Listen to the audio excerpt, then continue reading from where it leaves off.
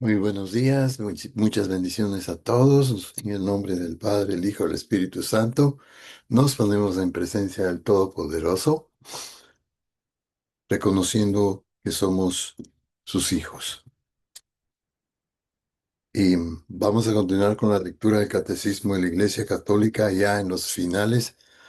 Y como siempre, pues una pequeña oración al Espíritu Santo para el día de hoy, que nos dice: ¿cómo transforma nuestro comportamiento el Espíritu Santo?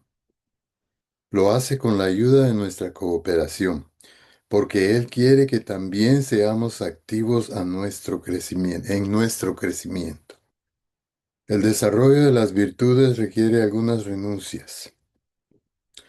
Por ejemplo, para aprender a ser pacientes, a veces tenemos que renunciar a decir algunas cosas, o a quejarnos, o a maltratar a otros.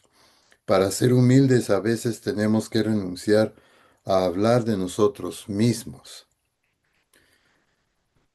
Para ser generosos tenemos que renunciar a algunos bienes.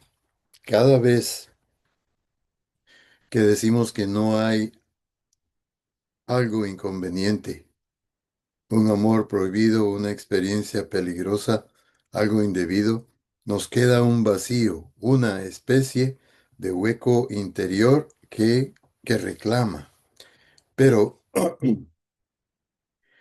¿con qué se llena ese vacío para que se convierta en algo positivo?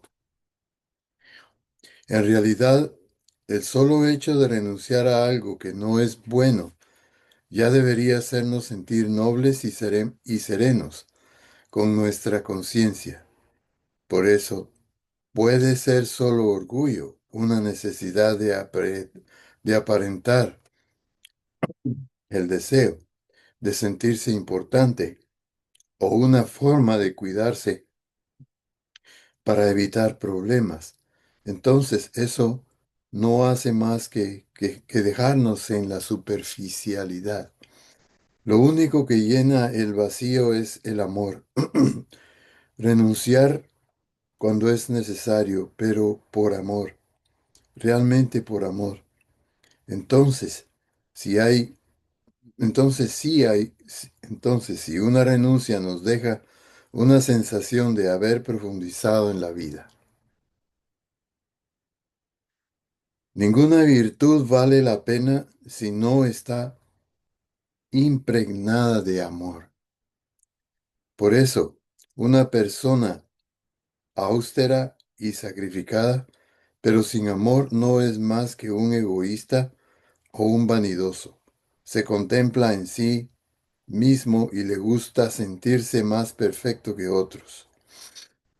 Eso no es profundidad, porque la persona se queda en el nivel superficial de la vanidad.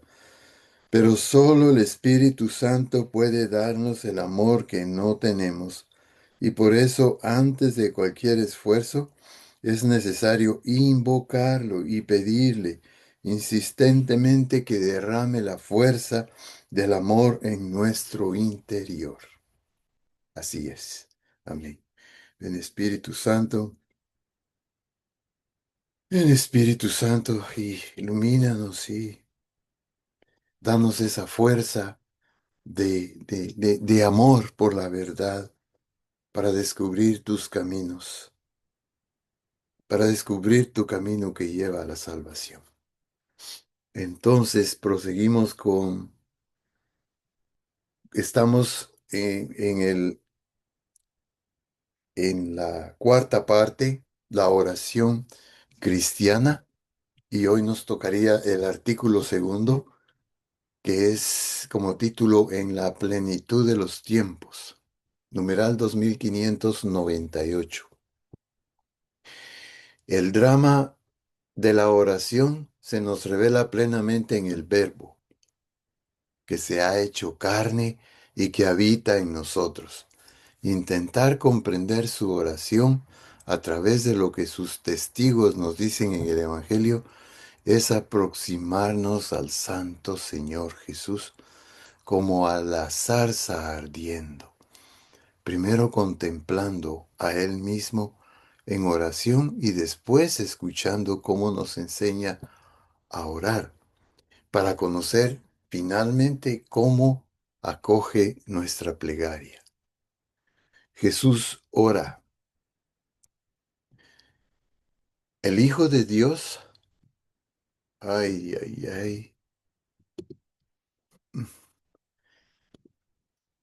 el Hijo de Dios, hecho hombre, también aprendió a orar conforme a su corazón de hombre. Él aprende de su madre las fórmulas de oración, de ella que conservaba sobre, de ella que conservaba todas las maravillas del Todopoderoso y las meditaba en su corazón. Lucas 1:49, 2:19 y 2:51. Lo aprende en las palabras y en los ritmos de la oración de su pueblo, en la sinagoga de Nazaret y en el templo. Pero su oración brota de una fuente secreta distinta, como lo deja presentir a la edad de los 12 años. Ya debía estar en las cosas de mi Padre. Lucas 2:49. Aquí comienza a revelarse la novedad de la oración en la plenitud de los tiempos, la oración filial, que el Padre esperaba de sus hijos, va a ser vivida por fin por el propio Hijo único en su humanidad, con y para los hombres. El Evangelio, según San Lucas, subraya la acción del Espíritu Santo y el sentido de la oración en el ministerio de Cristo. Jesús ora antes de los momentos decisivos de su misión, antes de que el Padre dé testimonio de él en su bautismo. Lucas 3:21. Y de su transfiguración. Lucas 9:28. Y antes de dar cumplimiento con su pasión al plan amoroso del Padre. Lucas 22:41-44. Ora también ante los momentos decisivos que van a comprometer la misión de sus apóstoles antes de elegir y de llamar a los 12. Lucas 6:12. Antes de que Pedro lo confiese como el Cristo de Dios. Lucas 9:18-20. Para que la fe del príncipe de los apóstoles no desfallezca ante la tentación. Lucas 22:32.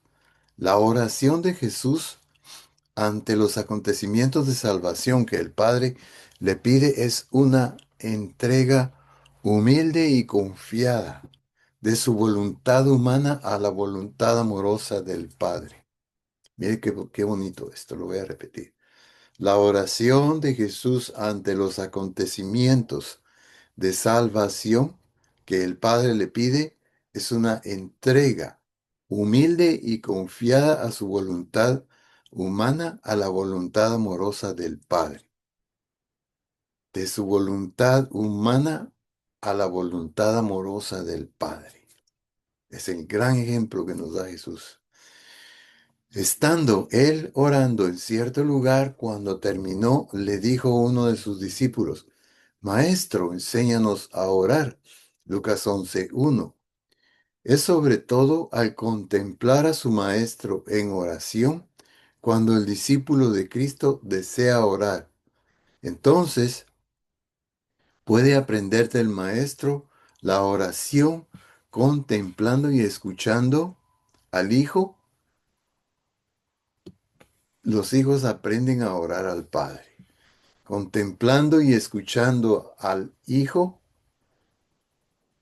los hijos aprenden a orar al Padre.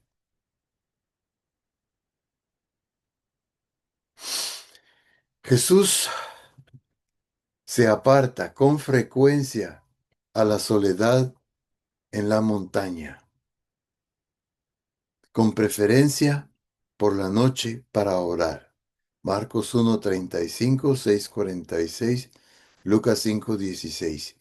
Lleva a los hombres en su oración, ya que también asume la humanidad en la encarnación, y los ofrece al Padre, ofreciéndose a sí mismo. Él, el Verbo, que ha asumido la carne, comparte en su oración humana todo lo que viven sus hermanos. Hebreos 2:12. Comparte sus debilidades para librarlos de ellas. Hebreos 2:15 y 4:15. Para eso le ha enviado el Padre. Sus palabras y sus obras aparecen entonces como la manifestación visible de su oración en lo secreto. Los evangelistas han conservado dos oraciones más explícitas de Cristo durante su ministerio. Cada una de él, cada una de él las comienza precisamente con la acción de gracias.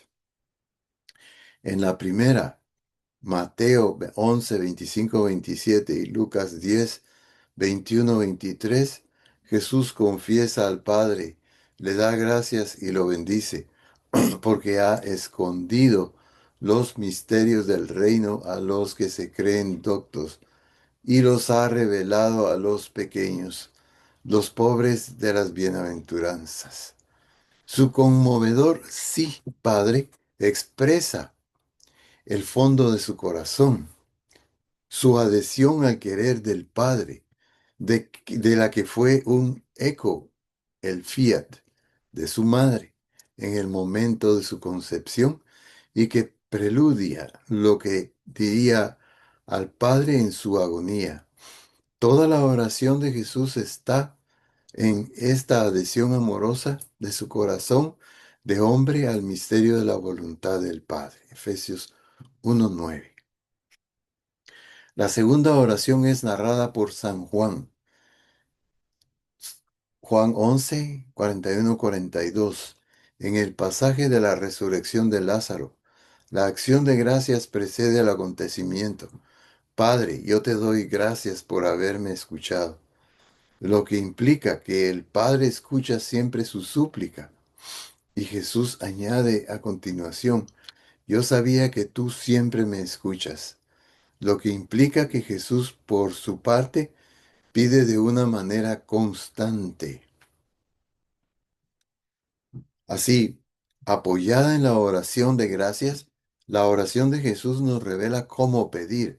Antes de que la petición sea otorgada, Jesús se adhiere a aquel que da y que se da en sus dones. El dador es más precioso que el don otorgado. Es el tesoro. Y en él está el corazón de su Hijo. El don se otorga como por añadidura. Mateo 6, 21 y 33. La oración sacerdotal de Jesús. Juan 17. Ocupa un lugar único en la economía de la salvación. Su explicación se hace al final de esta primera sección. Esta oración, en efecto, muestra el carácter permanente de la plegaria de nuestro sumo sacerdote y al mismo tiempo contiene lo que Jesús nos enseña en la oración del Padre Nuestro, la cual se explica en la sección segunda.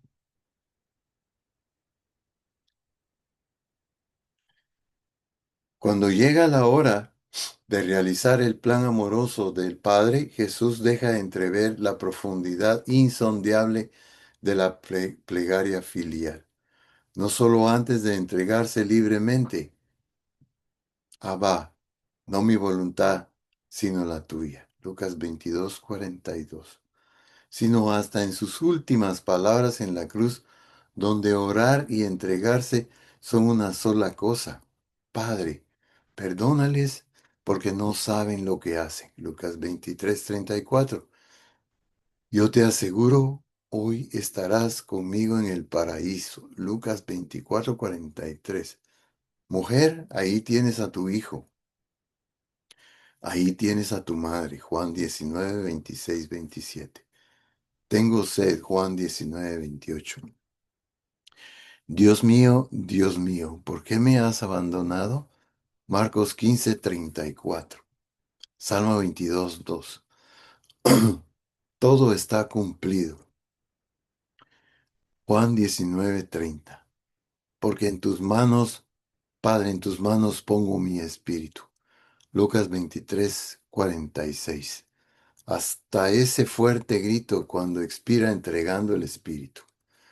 Marcos 15, 37. Juan 19, 30.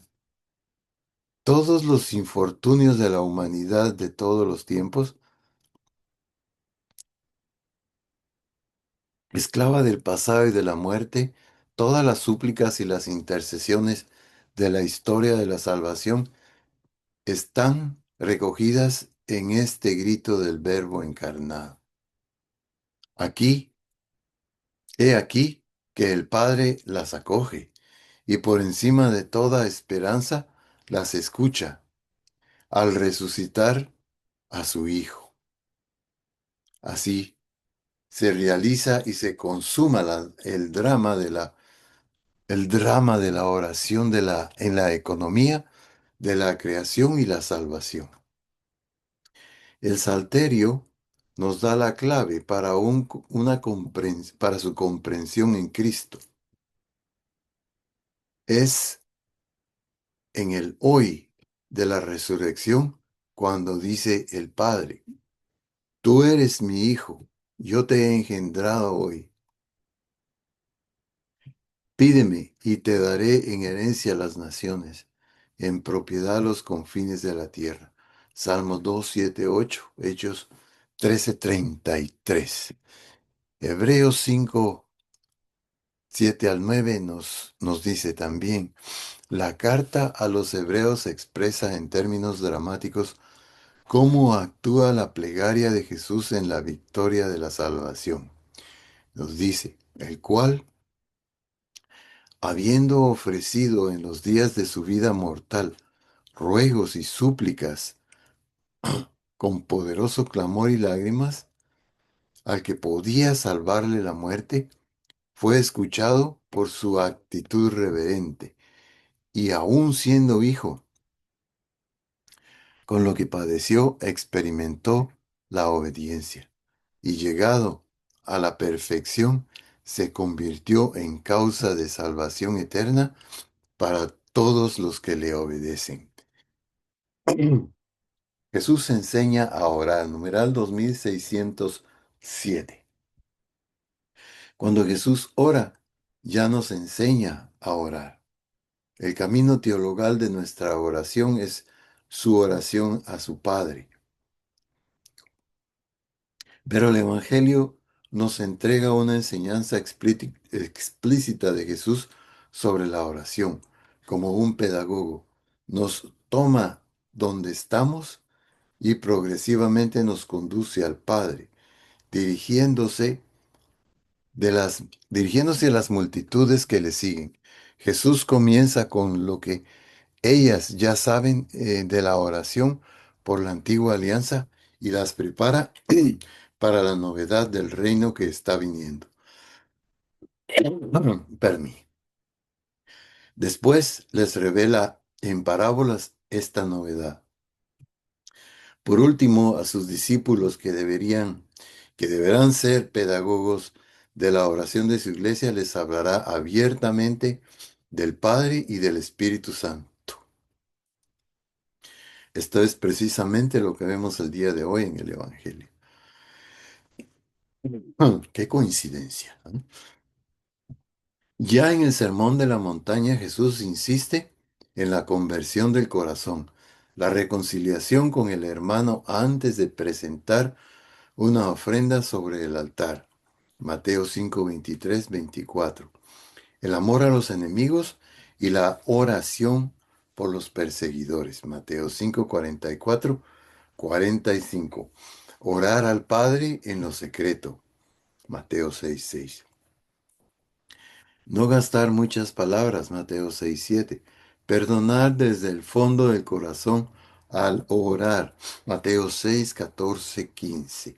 La pureza del corazón y la búsqueda del reino. Mateo 6, 21, 25, 33. Esta conversión está toda ella polarizada hacia el Padre. Es filial. Decidido así el corazón a convertirse, aprende a orar en la fe. La fe es una adhesión filial a Dios, más allá de lo que nosotros sentimos y comprendemos.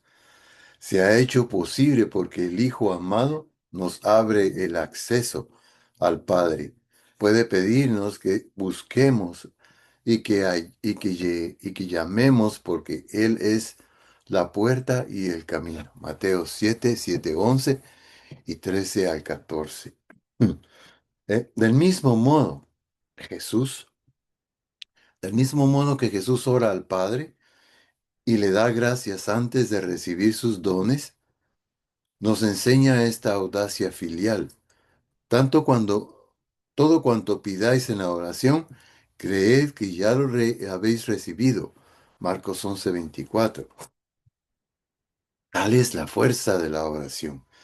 Todo es posible para quien cree. Marcos 9:23. Con una fe que no duda. Mateo 21:22. Tanto como Jesús se entristece por la falta de fe de los de Nazaret, Marcos 6:6, y la poca fe de sus discípulos, Mateo 8:26, perdón, así se admira ante la gran fe del centurión romano. Mateo 8:10, y de la cananea. Mateo 15:28. Oh. La oración de fe no consiste solamente en decir Señor, Señor, sino en disponer el corazón para hacer la voluntad del Padre. Mateo 7:21. Jesús invita a sus discípulos a llevar a la oración esta voluntad de cooperar con el plan divino. Mateo 9:38, Lucas 10:2 y Juan 4:34. En Jesús el reino de Dios está próximo. Llama a la conversión y a la fe, pero también a la vigilancia. En la oración el discípulo espera atento a aquel que es y que viene, en el recuerdo de su próxima venida en la humanidad de la carne y en la esperanza de su segundo advenimiento de la gloria. Marcos 13, Lucas 21, 34, 46. En comunión con su Maestro, la oración de los discípulos es un combate y velando en la oración es como no se cae en la tentación. Lucas 22, 40, 46. Ay, perdón. Numeral 2613. San Lucas nos ha transmitido tres parábolas principalmente sobre la oración. La primera, el amigo importuno. Lucas 11, 5, 13. Invita a una oración insistente. Llamad y se os abrirá. Al que ora así, el Padre del cielo le dará todo lo que él necesite, y sobre todo el Espíritu Santo que contiene todos los dones.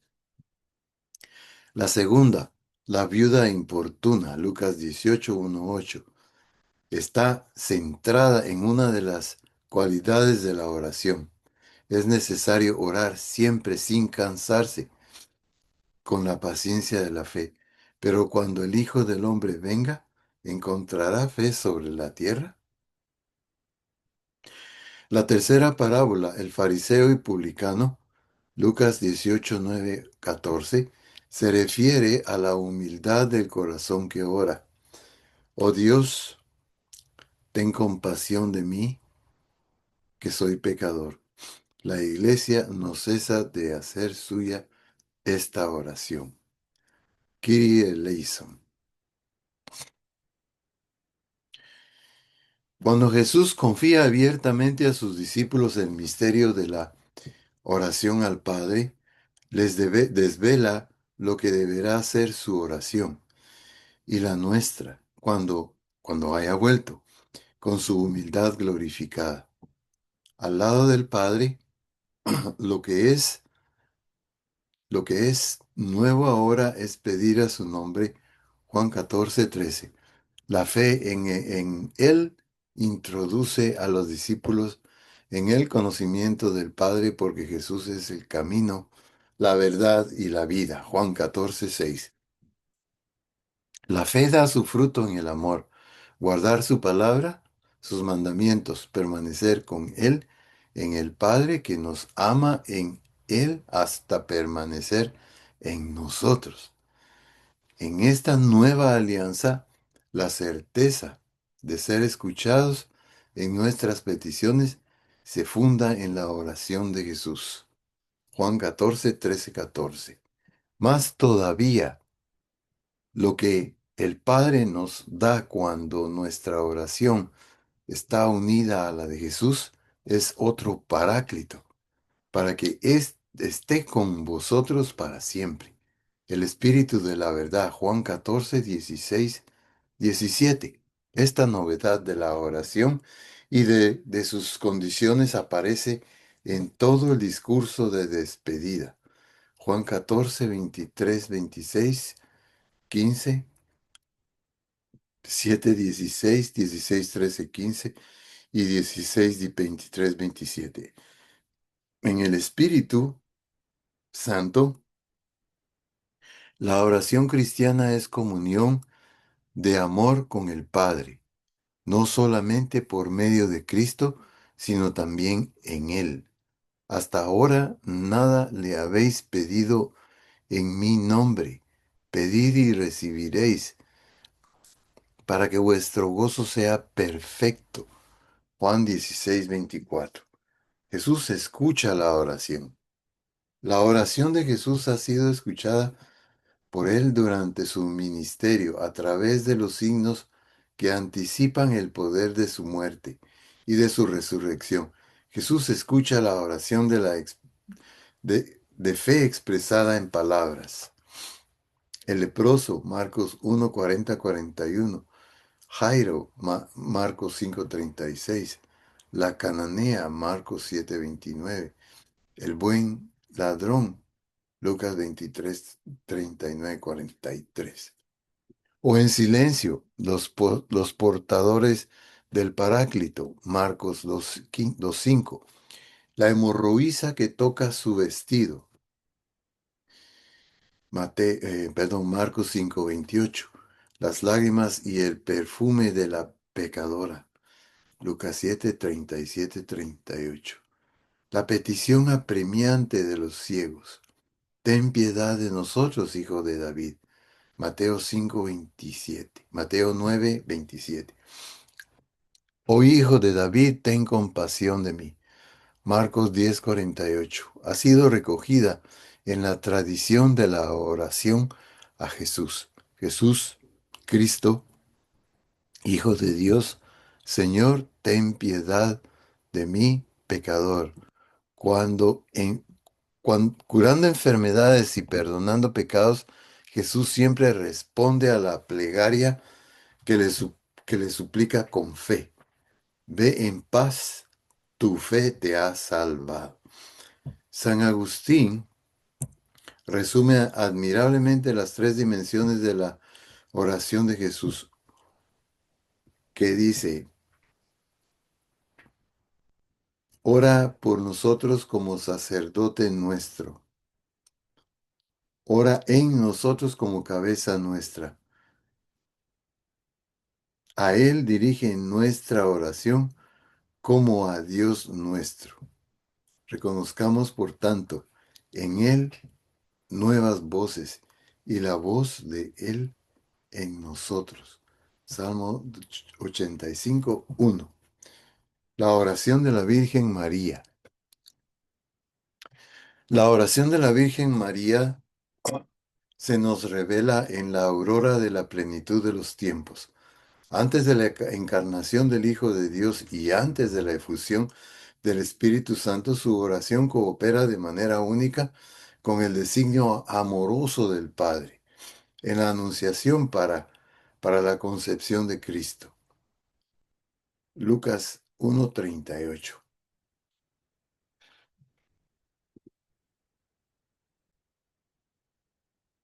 En Pentecostés, para la formación de la Iglesia, cuerpo de Cristo.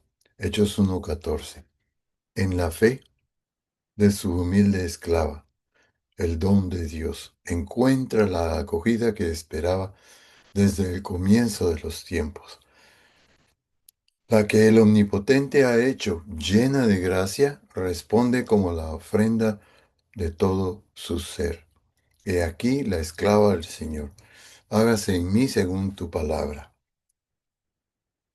Fiat, esta es la oración cristiana. Ser todo en Él y ya que Él es todo nuestro. El Evangelio nos revela cómo María ora e intercede en la fe en Caná. Juan 2, 1:12. La madre de Jesús ruega a su hijo por las necesidades de un banquete de bodas, signo de otro banquete, el de las bodas del Cordero, que da su cuerpo y su sangre a petición de la iglesia, su esposa. Y en la hora de la nueva alianza, al pie de la cruz, María es escuchada como la mujer, la nueva Eva, la verdadera, madre de los que viven. Por eso el cántico de María, Lucas 1:46-55, el Magnificat latino, el, es a la vez el cántico de la Madre de Dios y el de la Iglesia, cántico de la hija de Sión y del nuevo pueblo de Dios, cántico de acción de gracias por la plenitud de gracias derramadas en la economía de la salvación. Cántico de los pobres cuya esperanza ha sido colmada con el cumplimiento de las promesas hechas a nuestros padres en favor de Abraham y su descendencia por siempre. Resumen.